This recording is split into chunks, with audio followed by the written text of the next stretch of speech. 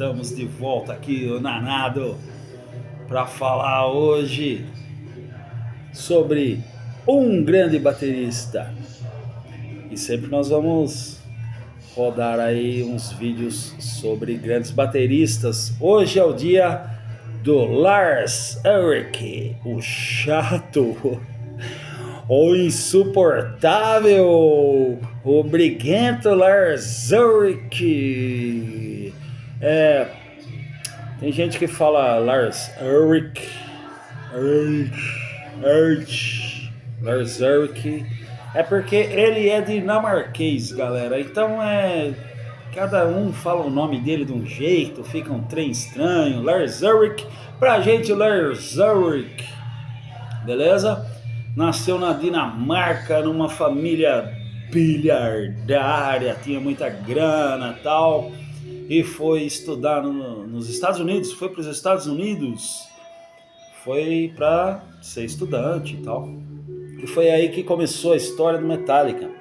Lars Ulrich, apaixonado por rock and roll e tal, ainda adolescente, ele colocou um anúncio no jornal.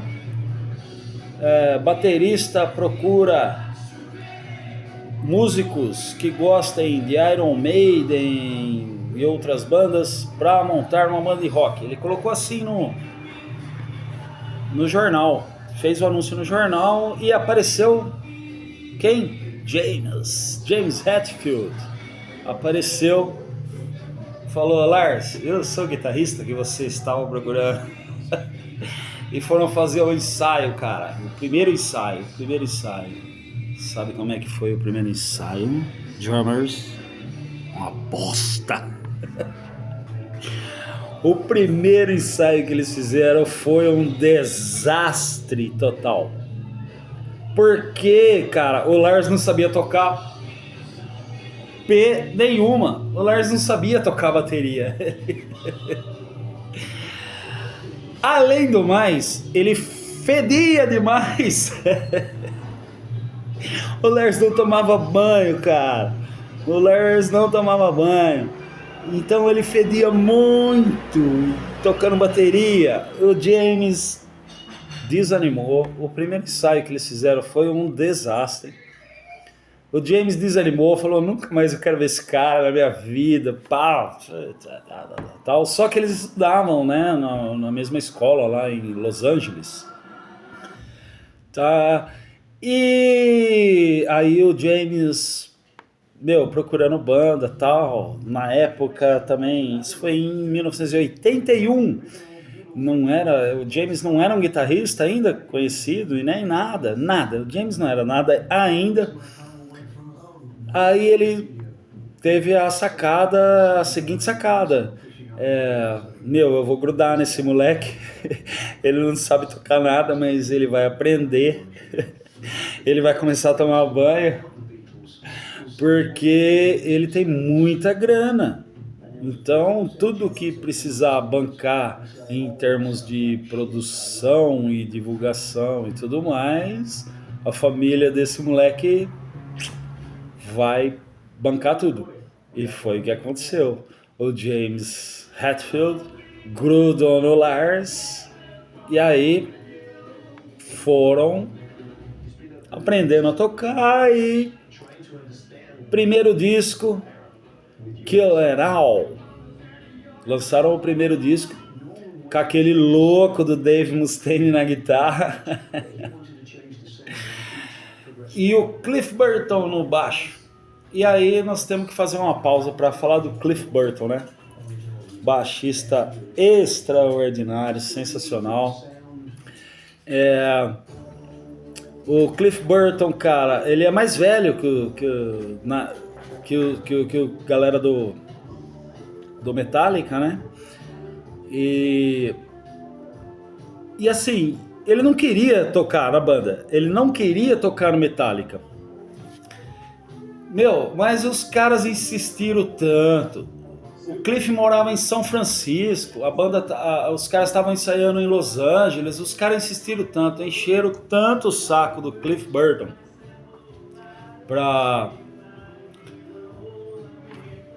para integrar a banda, se comprometeram a mudar para São Francisco. A gente muda aí, cara, meu, e aí, bom, o Cliff Burton aceitou fazer parte do Metallica e gravaram Killer All, né?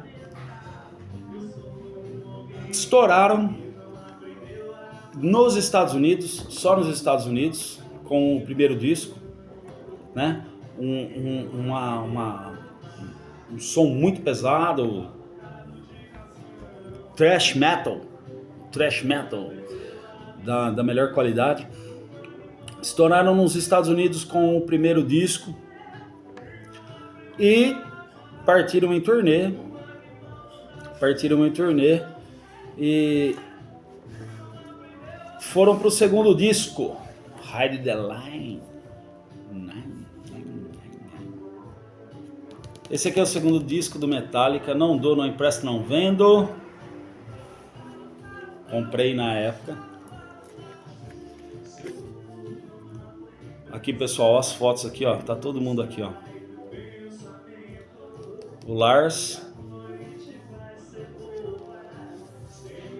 Esse segundo disco já não é com o Dave Mustaine.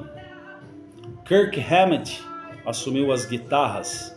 Dave Mustaine foi expulso da banda.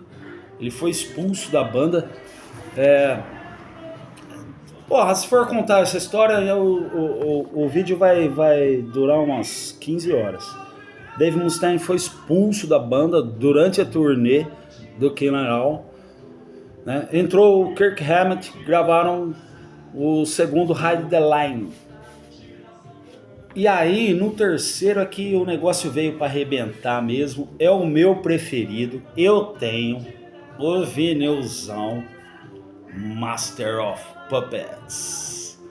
Eu tenho o vinilzão aqui, galera. Olha aqui, ó.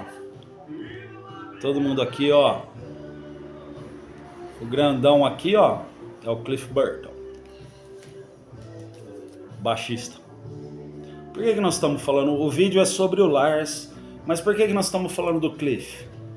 Porque depois desse disco aqui, do Master of Puppets, eles fizeram mais sucesso ainda. E aí eles foram fazer uma turnê na Europa. E no meio dessa turnê, na Suécia, o ônibus capotou, eles sofreram um acidente, né? E o Cliff morreu nesse acidente. Cliff Burton morreu nesse acidente. E, meu, isso foi um choque para a banda. A turnê foi cancelada, os shows que faltavam foram cancelados. E esse cara, ele acrescentou tanto no Metallica, ele foi tão importante pro Metallica, porque ele ensinou o Lars a tocar bateria, ele ensinou o James a tocar guitarra, ele fazia melodias sensacionais, ele foi o grande responsável pela base que a banda demonstra até hoje. Cliff Burton. Então, em 1980, eu não me lembro o ano que o Cliff morreu, 86. 86, Cliff Burton morreu durante a excursão dos shows do Master of Puppets. Um acidente terrível, os caras realmente ficaram aí muito tempo sem gravar, sem fazer shows e tudo mais. E tem várias histórias interessantes nessa turnê em que o Cliff Burton veio a ser a vítima desse acidente fatal. A banda inteira estava no ônibus, tá? O ônibus capotou, mas só o Cliff que veio a ter ferimentos que levaram à morte. Mas durante essa turnê do Metallica, ela foi muito bagunçada, cara. O Lars e o James, eles já nem conversavam direito, eles só brigavam. O Kirk Hammett na guitarra, sempre um cara muito sossegado, muito de boa. Mas o Lars e o James, realmente, assim, eles brigavam demais. O Lars não gostava de ensaiar.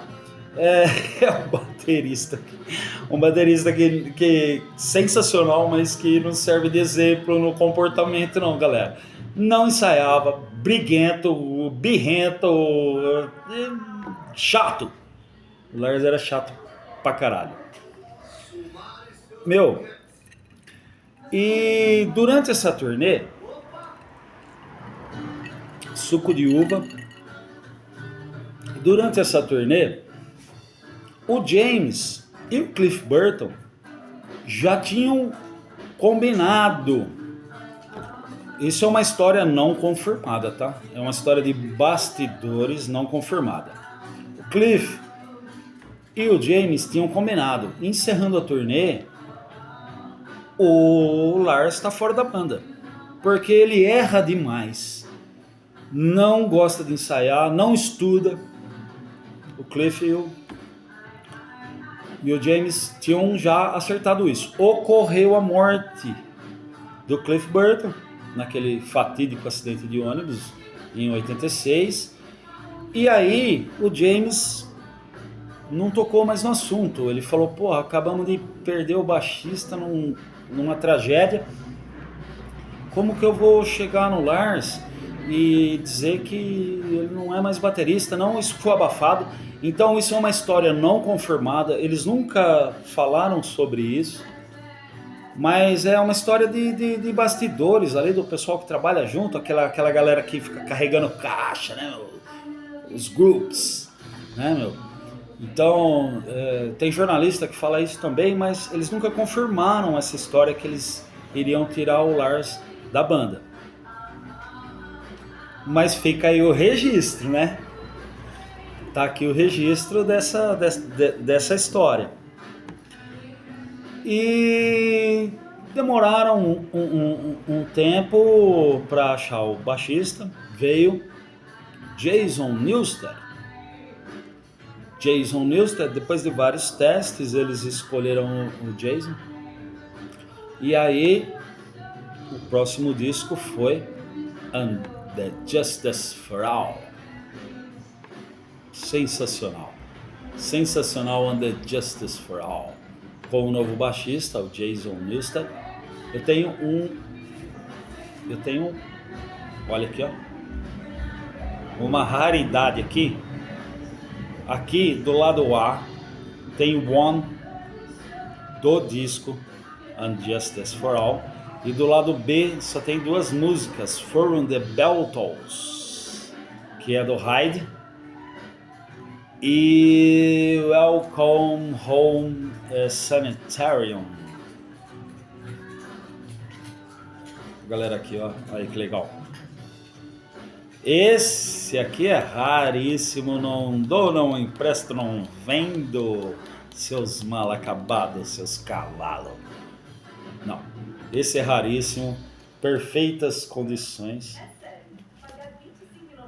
E gravaram Unjust for All. E continuaram brigando. James e o Lars, pau em cima de pau, realmente um clima muito tenso, e eles foram gravar o próximo disco, que veio a ser o Black Album. O Lars continuava a mesma coisa, não gostava de ensaiar, não estudava, errava demais ao vivo. O Lars errava demais ao vivo. Gente, tem umas passagens assim loucas pra caramba. Quando o Lars errava, o James cuspia. Ele cuspia no Lars, ao vivo, no show, tocando. O James dava uma cusparada, ele ia do lado da bateria só pra cuspir no Lars a hora que o Lars errava. Então, assim, o Lars tava insuportável já, ninguém... Foram gravar o Black Album. O Lars adorava dois discos. Um do The Cult, Sonic Temple, que foi lançado naquela época. The Cult, Sonic Temple, e o outro disco que o Lars adorava é esse aqui, ó, do Guns N' Roses, Appetite for Destruction.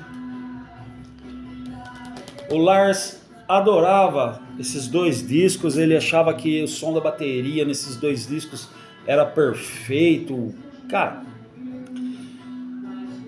quem produziu esses dois discos, The Cult e Guns, foi um cara chamado Bobby Rock. Fera. Aí eles resolveram chamar o Bobby Rock para produzir o disco que eles iriam lançar depois do Injustice for All. E aí, nessa época, eles já eram uns dinossauros do rock, né, meu? Já era uma banda consolidada de sucesso. O Bobby Rock aceitou. O Bobby Rock aceitou produzir o disco do Metallica com duas condições. A primeira condição: o Lars ia ter que fazer aula de bateria. Ele falou: eu vou produzir o disco de vocês, mas você vai fazer aula de bateria. Você não vai me dar trabalho no estúdio, não, nas gravações. De jeito nenhum. E a segunda condição: o James, antes Injustice for All, os primeiros 4 discos, o James usava muitas sílabas nas canções, no espaço curto. Ele falou: você vai cantar diferente, você vai prolongar a sílaba quando estiver cantando, e você vai apresentar na canção uma melodia vocal diferente do que você fazia antes. Meu, os caras queriam Bob Rock, então eles aceitaram as condições. O Lars foi fazer aula de bateria, começou a tomar banho. Porque o Bob Rock falou: não é possível que você fede tanto, ninguém aguenta você no estúdio. Bom, o resultado dessa produção foi o Black Album. O Black Album. Aqui, galera. Que eu tenho também. Black Album duplo. Tá todo mundo aqui. Todas as letras aqui, ó. Todas as letras de todas as músicas. Não dou, não vendo, não empresto. Black Album. Esse aqui, realmente, um dos mais belos discos de heavy metal da história. Sensacional. Apesar de ninguém se suportar, o Lars não podia olhar para a cara do James e vice-versa. É simplesmente sensacional. A produção do Bob Rock. Antes de gravar esse disco, o Jason Newsted deixou a banda. Ele quis fazer uns projetos paralelos, deixou o contrabaixo, deixou a banda. A banda gravou o Black Album. Perdão, errei tudo, eu não vou voltar porque senão precisa editar essa porra. O Jason gravou o Black Album. Partiram em turnê, fizeram inúmeros shows. O Jason deixou a banda antes de gravar o Saint Anger. Antes de de gravar o Saint Anger, o Jason deixou a banda se reuniu para a gravação do novo disco, novamente com o Bob Rock. Bob Rock produziu o Saint Anger e tocou baixo, produziu o disco todo e tocou baixo, porque a banda estava sem baixista. O Jason tinha deixado a banda por causa de projetos paralelos, outras empreitadas, né? Que ele resolveu seguir. E a dica cultural: Some Kind of Monster, documentário, está na Netflix. Procurem lá na Netflix, Some Kind of Monster. É um documentário feito durante a gravação do Saint Anger. Disco sensacional, eu adoro também o Saint Anger. O Kirk não faz aqueles solos de guitarra e tudo mais. O som da bateria é bem diferente dos discos anteriores. Tem uns trouxa aí que diz que não afinou a bateria, que não suspendeu a esteirinha da caixinha. É uns tontos aí que dizem isso aí. Não, nada disso. O som da bateria é o som que o Lars e o Bobby Rock queriam tirar da bateria realmente. É um disco diferente, um som diferente do que eles faziam antes. Muito bom, Saint Anger. E assistam um documentário, tá na Netflix, documentário. Eles demoraram 2 anos para gravar esse disco, para produzir esse disco, certo? Durante todo o tempo eles foram acompanhados por um psiquiatra, porque o Lars e o James não se suportavam, né? Para conversar um com o outro, você vai ver nesse documentário que o clima é tenso, né? Uma cabeça criativa, são artistas de verdade, produziram coisas sensacionais, são artistas, mas não se suportavam. Esse documentário, eles começaram a gravar esse disco, até que o negócio explodiu mesmo, eles brigaram feio mesmo. Isso tá no documentário, é muito legal, a cena inclusive em que eles brigam e o James abandona a reunião da banda e vai se internar, ele vai fazer tratamento para se limpar. Álcool e cocaína era terrivelmente consumido pelo James, pelo Lars também. Os caras abusaram muito nisso, né? Então no meio da gravação do Saint Anger, o James abandona, vai se tratar, foi lá, ficou internado. Depois de 1 ano, voltou para terminar a gravação do Saint Anger. Bom, o disco é sensacional, o som é sensacional, voltou limpo e tá aí até hoje. Estão fazendo uma puta de uma sonzeira. Fica a dica aí, Some Kind of Monster, Metallica. Todo o documentário é sobre a gravação desse disco, Saint Anger. Gente, não dá. Se for contar a história toda, não dá. Mas é o seguinte, o Lars aprendeu a tocar bateria, começou a tomar banho e estão aí até hoje. Eles gravaram depois em 2008 Death Magnetic, em 2016 Hardwired to Self-Destruct, sensacional também. E agora em 2023 acabaram de lançar, e estão em turnê, acabaram de lançar 72 Seasons, que eu já ouvi, tem no YouTube, pode procurar. Mais um disco sensacional do Metallica, agora sem briga, agora eles estão na paz, fazendo música nova e tocando ao vivo de forma extremamente extraordinária, como sempre foram.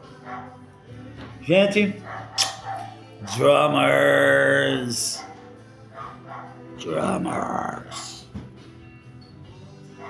I'm looking to.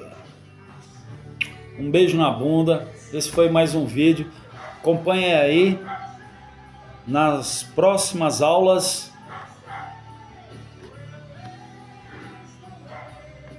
Paradido! Beijo na bunda.